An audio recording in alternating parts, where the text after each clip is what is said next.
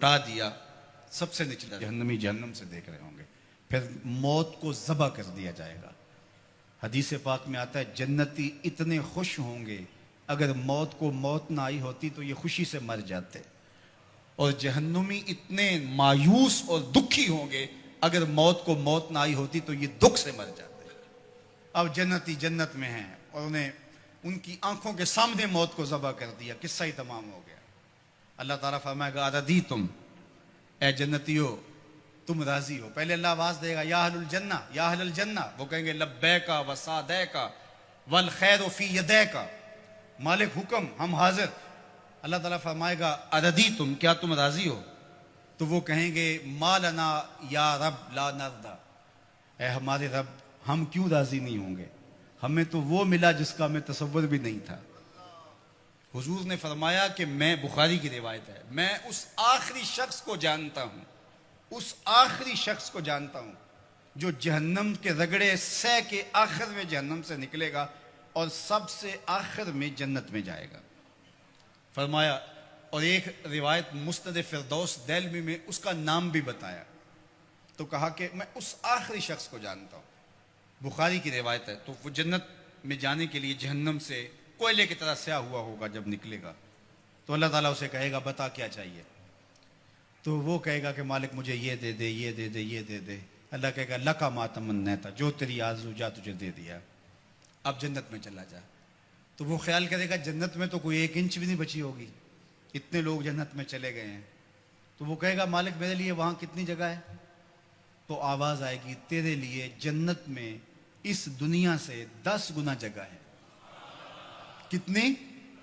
یہاں تو 1 کنال کا گھر، 2 کنال کا بنگلہ، 6 کنال کی کوٹھی بنانے کے لیے آدھی زندگی لگ جاتی ہے، اور یہ سب سے پھاڑا سمجھتے ہیں نا، جو سب سے آخر میں جنت میں جائے گا، یہ اس کی جاگیروں کا میں آپ کو بخاری کی حدیث کے حوالے سے بتا رہا ہوں۔ اللہ فرمائے گا جا جنت میں، تیرے لیے دنیا سے 10 گنا ہے، 7 بر اعظموں پہ پھیلا ہوا جہاں، اس کو 10 سے ضرب دے۔ یہ کس کو ملے گی؟ جو سب سے آخر میں جنت میں جائے گا، اور وہ کہے گا اتسخر بی وانت الملک، میرے رب تو رب ہو کہ مجھ سے مذاق کر رہا ہے؟ اس کو گمان ہی نہیں ہوگا کہ اتنا مجھے مل جائے گا۔ وہ تو سوچے گا 2 مرلے کا جھونپڑا بھی جنت کے کسی کونے میں مل جائے تو غنیمت ہے۔ اسے کہا جائے گا دنیا سے 10 گنا جگہ تیرے لیے جنت میں تیرے نام ہوئی۔ تو وہ کہے گا اتسخر بی وانت الملک، میرے رب تو رب ہو کہ مجھ سے مذاق کر رہا ہے؟ تو اللہ فرمائے گا مذاق نہیں، یہ حقیقت ہے۔ اور یہ بات سن کر کے، یہ حدیث بیان کرتے ہوئے میرے حضور اتنا مسکرائے کہ صحابہ کو حضور کی داڑھیں نظر آ گئی، کہ اس کو لگے گا ہی نہیں کہ مجھے اتنی جگہ دی گئی ہے۔ یار جو پھاڑا ہوگا، سب سے آخر میں جنت میں جائے گا، اس کو تو اتنی جگہ ملے گی، تو بلال حبشی کی جاگیروں کا عالم کیا ہوگا، عثمان و علی کی جاگیروں کا عالم کیا ہوگا، ابو بکر و عمر کی جاگیروں کا عالم کیا ہوگا، اور جنت کے وارث حسن اور حسین کی جاگیروں کا عالم کیا ہوگا۔ یہ تو سب سے آخر میں جانے والے کی جاگیریں ہیں۔ اب یہ جنت میں اتنا کچھ ملے گا، تو وہ کہیں گے ما لنا یا رب، ہم مالک ہمیں کیا ہوا کہ لا نرضی، ہم راضی نہ ہوں، ہمیں تو وہ دیا گیا ہے کہ جو کسی کو نہیں دیا گیا۔ تو اللہ فرمائے گا میں تمہیں اس سے بھی بہتر کچھ دیتا ہوں، میں اور تمہیں تمہاری جھولی میں کچھ ڈالنے والا ہوں۔ تو یہ کہیں گے مالک کو کسر تو نہیں رہے گی، ہم اگر یاد بھی کریں تو کوئی شے نہیں یاد آتی جو ہمیں ملی نہ ہو، جو آرزو تھی وہ ساری کی ساری پوری ہو گئی۔ اللہ فرمائے گا میں تمہیں ایک اور شے دینے لگا ہوں، تو وہ جھولیاں پھیلا لیں گے، اور اللہ فرمائے گا میں تم سے راضی ہو گیا ہوں، اب کبھی بھی ناراض نہیں ہوں گا۔ میں تم سے راضی ہو گیا ہوں، اب کبھی بھی ناراض نہیں ہوگا۔ جنت سے یا تو موت اس نعمت کو ختم کرے گی، یا پھر اللہ ناراض ہو جائے تو اللہ کسی کو نکال دے، تو اللہ ضمانت دے گا میں اب تم پہ ایسا راضی ہوں، اب کبھی بھی تم سے ناراض نہیں ہوں گا۔ ایسا اجر اللہ عطا کرے گا، فَلَهُمْ أَجْرٌ غَيْرُ مَمْنُونَ۔ اللہ اکبر، فَمَا يُكَذِّبُكَ بَعْدُ بِالدِّينِ۔ اللہ تعالیٰ ارشاد فرماتا ہے کہ محبوب جزا اور سزا کا جو دن ہے، اس کے معاملے میں آپ کی بلا کوئی کیسے تکذیب کر سکتا ہے؟ کون ہے جو آپ کی تکذیب کرے؟ ایک دن ایسا آنے والا ہے جب سارے عملوں کی سزا اور جزا ہوگی۔ الیس اللہ بأحکم الحاکمین، کیا اللہ تعالیٰ جل شانہ حاکموں کا حاکم نہیں ہے؟ دنیا کا چھوٹا سا نظم بھی کہیں ہو تو وہاں بھی جزا و سزا کا تصور ہوتا ہے، اور جو ہے وہ ایسا نہیں ہوتا کہ وہ جزا و سزا کے بغیر ہو، لیکن اس پوری کائنات کا نظم کیا جزا و سزا کے بغیر ہوگا؟ کیا وہ احکم الحاکمین نہیں ہے؟ کیا لوگ اس کی گرفت سے باہر ہیں؟ آج ساری زندگی جو ظلم کرتا رہا، زیادتیاں کرتا رہا، اور اس نے اللہ کے حکموں کو توڑا، اس کی مخلوق کو ستایا، دکھ دیے، لوگوں کا خون چوسا، اور لوگوں سے ظلم کیا، لوگوں سے زیادتیاں کی، لیکن وہ کچہریاں بھی خرید لیتا تھا، وہ تھانے بھی خرید لیتا تھا، عدالتیں بھی اس کی تھیں، اس کو کوئی پوچھ بھی نہ سکا، اور وہ چلا گیا، اور ایک شخص نے تقوی کے ساتھ زندگی گزار دی۔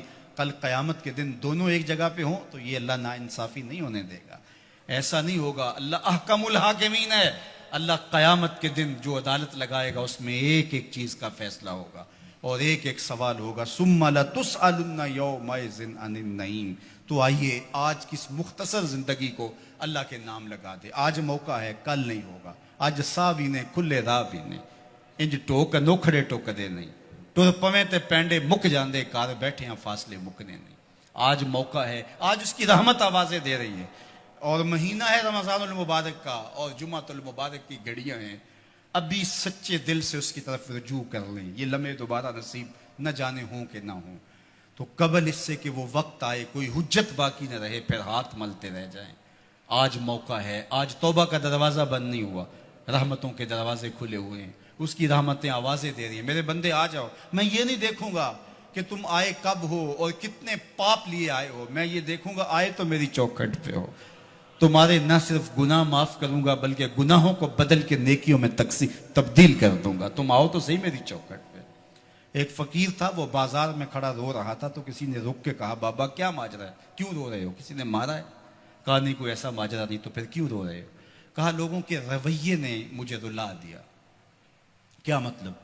کہا بازار سے گزر رہا تھا، دنیا میں کھوئے ہوئے لوگوں کو دیکھا، دل میں ترس جاگا، تو میرا خیال آیا ان بندوں کی اور رب کی صلح نہ کروا دوں۔ تو کہا پھر کیا ہوا؟ کہا میں نے اس سے بات کی، آواز آئی لے آ میری چوکھٹ پہ، ایک آنسو سے سارے گناہ دھو ڈالوں گا۔ میں بڑا خوش ہوا، میں نے ان سے بات کی، یہ الٹا میرا مذاق اڑانے لگے۔ جا بابا کام کر، تجھے کیا پتا دنیا داری کیا ہوتی ہے۔ تو وہ تو معاف کرنے پہ آمادہ تھا، یہی اس کی دہلیز پہ نہیں جا رہے، تو مجھے اس پہ افسوس ہوا۔ تو وہ تو معاف کر رہا تھا لیکن یہ نہیں مانے۔ خیر اگلے دن وہی فقیر قبرستان میں کھڑا رو رہا تھا، اور وہی شخص دوبارہ گزرا تو پھر رو گیا۔ کہا بابا بازاروں میں بھی روتا ہے، قبرستانوں میں بھی روتا ہے، آج کیا ماجرا ہے؟ کہا کہانی کل والی ہے۔ کہا کیا مطلب؟ کہا کل ان کو دنیا میں کھوئے ہوئے دیکھا، میرے دل میں خیال آیا ان بندوں کی اور رب کی صلح کروا دوں، وہ تو مان گیا، وہ بندے ہی نہیں مانے، مایوس ہو گیا تو آج ادھر آ گیا، اور آج خیال یہ ہوا ان قبرستان والوں اور رب کی صلح کروا دوں۔ تو بڑے تجسس سے پوچھا آج کیا بنا؟ کہا آج یہ مان گئے ہیں وہ نہیں مانتا، آج یہ مانتے ہیں وہ نہیں مانتا۔ تو صاحب آج وہ مان رہا ہے، کہیں ایسا نہ ہو کہ پھر ہم مان جائیں اور وہ نہ مانیں۔